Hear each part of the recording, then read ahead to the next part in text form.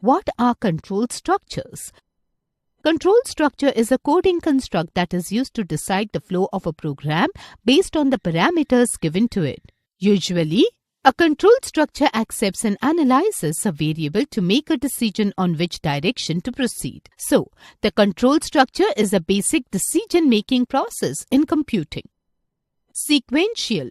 Statements in a program are executed sequentially or step by step in an order in which the instructions are written. Selection or conditional. It is used to test a condition in a program. It takes decision to execute one statement or operation over another statement or operation depending on the condition.